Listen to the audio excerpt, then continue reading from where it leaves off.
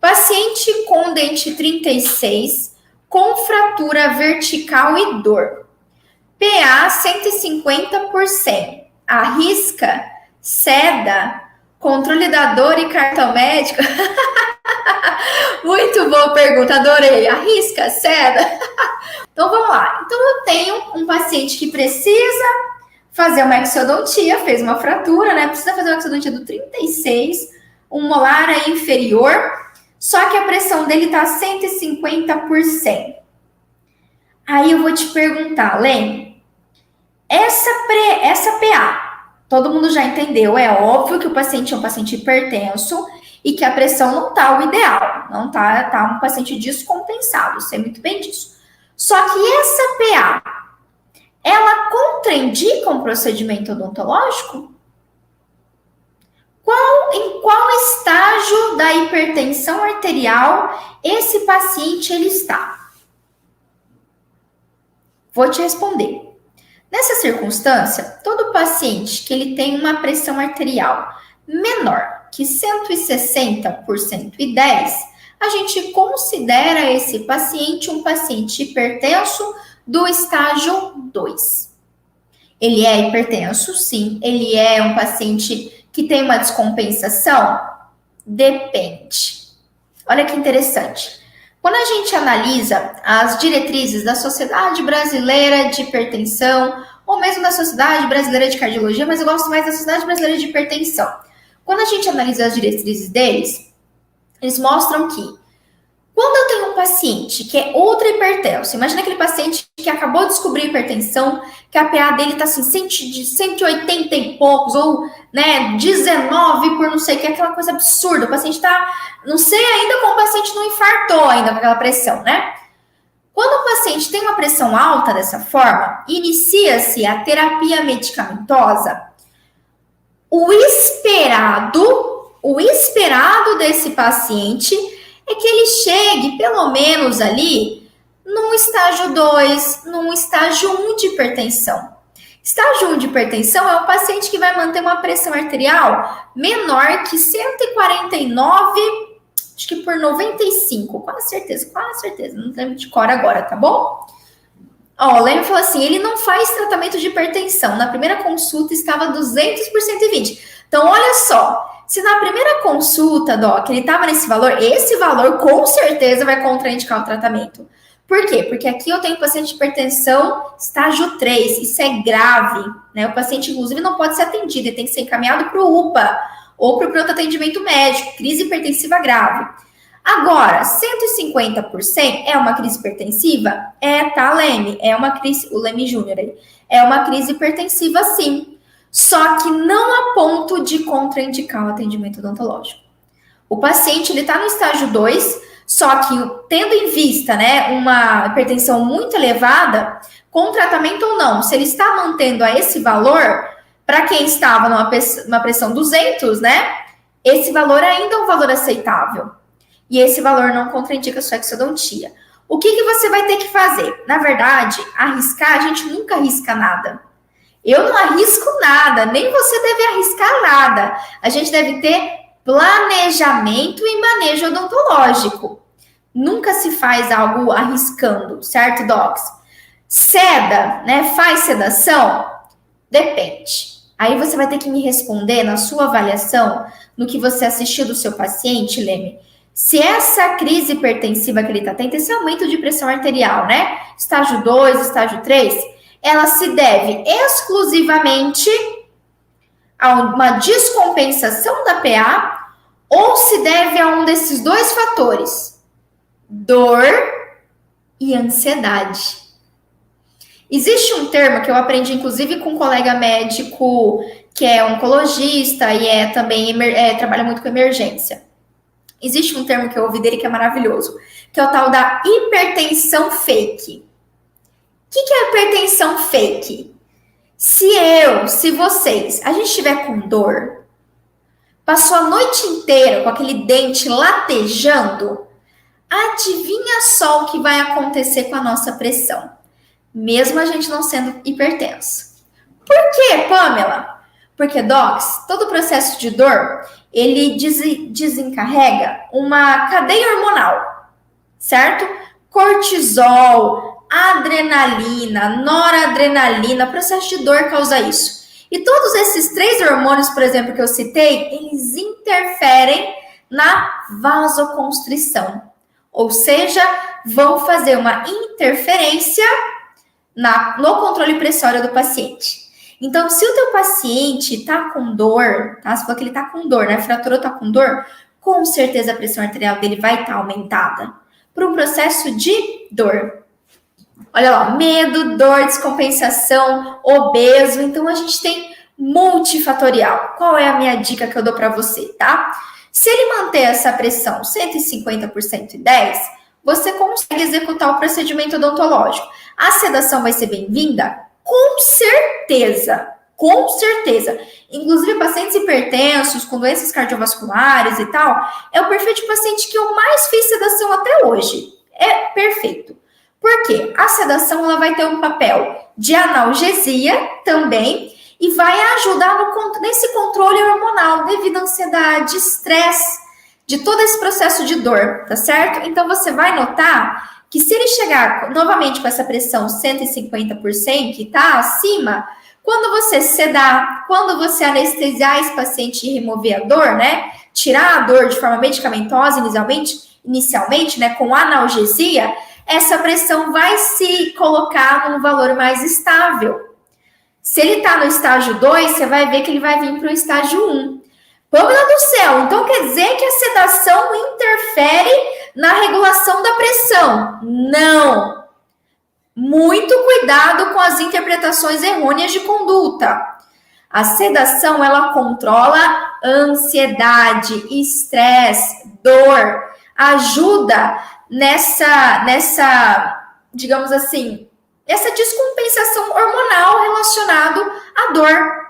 Então, olha só, se eu tenho um paciente mais tranquilo, mais relaxado, todos aqueles hormônios de estresse físicos e mentais irão reduzir e isso ajuda no controle pressório, tá bom? Não é que o midazolam interfere diretamente no controle pressório, não é isso. Ele ajuda o paciente a se manter estável a pressão por causa de uma tranquilidade, porque o paciente está de boa, você já medicou ele, né? Então ele vai relaxar, ele vai ter uma analgesia, vai tirar toda aquela ansiedade que ele tinha em relação a toda essa dor, todo esse processo de infecção, de fratura, de não estar dormindo direito, certo? E aí, nessa circunstância, se você sedou, melhorou a pressão, anestesiou, extraiu, controlou a dor, pronto. Não há necessidade, inclusive, de você mandar carta para o médico. E ó, Leme, se você mandasse uma carta para o médico, o que você esperaria do médico? Qual é a sua intenção de mandar carta para o médico? Porque assim, geralmente, a gente manda carta para o médico quando... Eu sei que isso vai doer, tá, Leme? Não me leve a mal. Eu falo isso pro bem, pro nosso crescimento. Eu falo isso pro bem porque eu já fiz isso, tá? Não tô aqui apontando o dedo para ninguém, não. Eu já fiz isso muito, docs. Não pensam não, tá? Já mandei muita carta pro médico. Já fiquei insegura para tratar vários pacientes. Até hoje, às vezes eu pego um caso mais desafiador que eu falo, caramba, eu tenho que sentar, estudar o caso clínico e me preparar para atender, certo? Essa semana eu vivi um pouco disso, inclusive. Mas, geralmente, a gente manda carta para o médico porque a gente não sabe avaliar corretamente o nosso paciente. A gente não sabe exatamente as condutas de atendimento. A gente tem muitos pontos cegos em relação ao atendimento de um paciente com uma patologia, com uma descompensação. E aí a gente espera, ou às vezes até a gente terceiriza a nossa responsabilidade profissional de saúde para o médico. Mas, docs, não é ele que vai executar o teu procedimento. Não é ele que vai fazer a sua escolha anestésica. Não é ele que vai estar sedando junto com você, certo? Apesar de ele ser um profissional que pode te ajudar em várias circunstâncias, né? Por exemplo, às vezes o paciente não foi muito claro com você sobre os medicamentos, sobre os tratamentos que ele faz. Você ficou em dúvida em relação a como está a saúde daquele paciente, né? Com certeza o médico vai ser super bem-vindo. Agora, se você espera mandar uma carta para ter uma autorização do médico, você pode até ter essa autorização, docs, mas isso não vai inibir, não vai diminuir, ou melhor, não vai te isentar da sua responsabilidade como profissional de saúde. Ontem, deixa eu ver, ontem foi quarta-feira. Ontem eu fui na minha médica. Eu faço acompanhamento toda quarta-feira com uma médica nutróloga. Fui lá para o meu retorno com ela. E aí, eu saí do atendimento dela, fui para a sala de procedimento, lá que eu faço alguns injetáveis. E eu estava conversando com o enfermeiro, que sempre faz os meus injetáveis, com o Jonathan. E aí, a gente estava conversando sobre isso. Ele falou que ele está me seguindo, que ele adora ver minhas lives, que é super legal, gosta do meu conteúdo, enfim, né? E aí ele falou assim, Pamela, esses dias você falou uma coisa que é muito verdade. Olha, você não tem noção como eu já ouvi de médico, eu já trabalhei com vários médicos, hospital militar e tudo mais, já ouvi de vários médicos pegando cartinha de dentista e falando o seguinte, ué, mas esse dentista não estudou?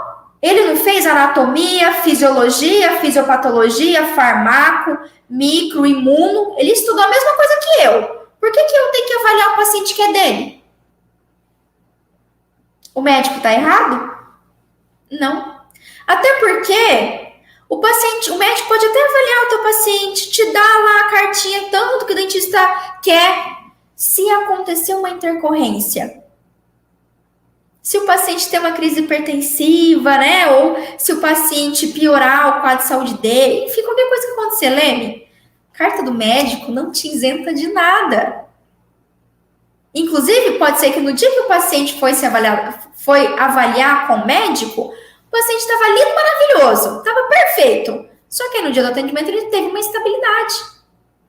Nós somos profissionais de saúde, assim como médico, assim como enfermeiro, assim como o físio, o farmacêutico, a nutricionista, o fono, o terapeuta, tudo. Somos profissionais de saúde. E como profissionais de saúde, docs, nós temos, e profissionais de saúde autônomos, é nosso papel saber avaliar o nosso próprio paciente. É o dentista que determina se o paciente pode ou não passar pelo tratamento odontológico. É o teu procedimento. Tá certo? Então, assim, vale a nossa reflexão. Eu falo isso mais uma vez. E não eu tô falando isso pro Leme, não, tá, Leme? Não é pra você, eu tô falando pra todo mundo aqui. Porque isso foi um processo que eu amadureci dentro de mim. De terceirizar uma responsabilidade pro médico, sendo que eu vou executar o procedimento. Nós que temos que saber se o paciente vai poder passar por aquilo.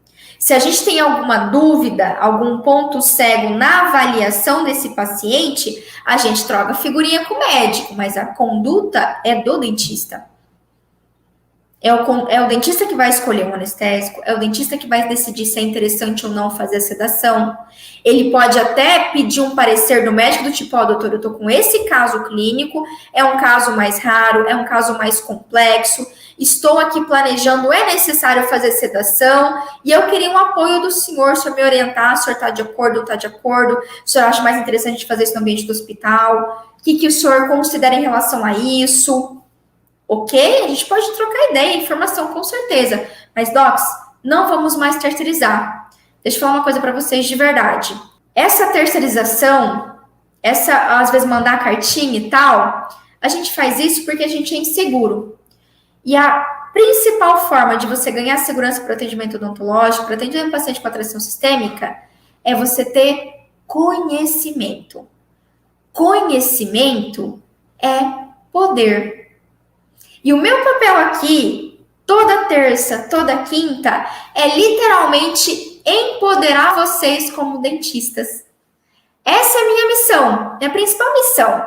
Muito além de falar sobre pacientes com atrações sistêmicas, de anestésico, de sedação, de paciente idoso, de paciente que toma vários medicamentos, a gente chegar aqui para vocês e falar para você, falar para o Leme, que vocês são completamente capazes. E eu venho aqui toda terça, toda quinta-feira, trazer conteúdo para vocês, tirar dúvidas de vocês para empoderá-los. Para dizer para você toda semana, todo santo dia com os meus conteúdos, que vocês são mais capazes do que vocês imaginam. Falta conhecimento, falta às vezes um pouquinho campo de batalha, ganhar uns calos, ganhar umas experiências. Mas tudo é possível, tá? Acredite no seu potencial. Se vocês quiserem me dar um presente aí de aniversário, tá? Se vocês quiserem me dar um presente de aniversário, para dizer que é impossível, para dizer que você não é capaz, para dizer que é impossível fazer isso, eu não consigo. Não, é muito difícil. Não, é perigoso, é arriscado. Não, eu não vou conseguir fazer isso de jeito nenhum. Quer me dar um presente de aniversário? Não, nunca mais fale isso. Leme, parabéns pelo seu atendimento, tá? Essa é a minha sugestão para você. De verdade, vai dar tudo certo. Atende esse paciente. Você vai ver que o fato de você remover a dor dele, extrair esse dente fraturado, vai ajudar diretamente nesse controle pressório dele, tá? Então, a sedação é bem-vinda, com certeza. Não há necessidade de você encaminhar para o médico, pelo menos no meu ponto de vista, no meu conhecimento, eu não faria. Se você quiser encaminhar ou ligar para o médico, não mandar cartinha, liga para o médico mesmo, troca uma ideia com ele, super bem-vindo, ajuda a gente a ganhar segurança, né? Essa troca ela é também muito importante. Mas se fosse eu ia com certeza seda o paciente, anestesia, extrai, medica e o paciente vai ficar lindo, maravilhoso. Tá? Lindo, maravilhoso.